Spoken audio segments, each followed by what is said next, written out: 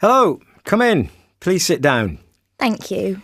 So, Annette, can you tell us something about your work experience to date? Yes, well, I've been working in the communications sector since I left university.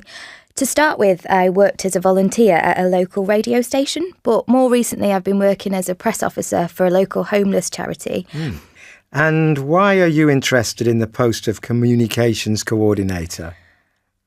Well, for several reasons. First of all, because it would be the logical next step in my career.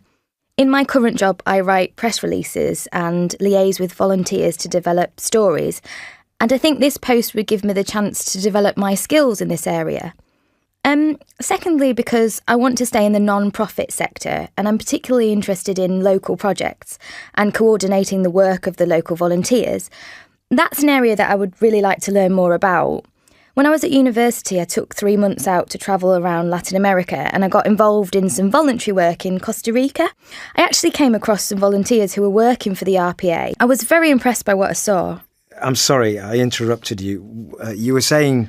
Yes, and thirdly, because I would love to live and work in Central America. I fell in love with it when I was out there and I've always wanted to go back. I see. Thank you.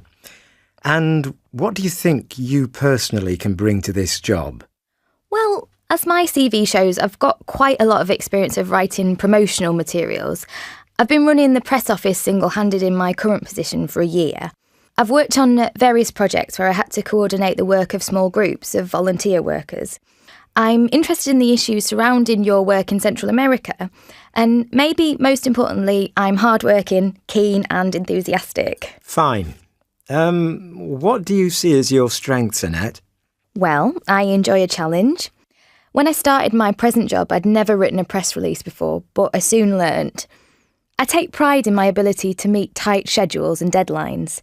I think I work well under pressure and I'm usually good at setting priorities and keeping to them. And what about your weaknesses? Well, I know I have a tendency to get carried away sometimes, and that I can sometimes spend far too long on one project to the detriment of others. So, as I said before, I always make sure I set my priorities and don't waste time on tasks that can be dealt with later. Are there any aspects of the job that worry you?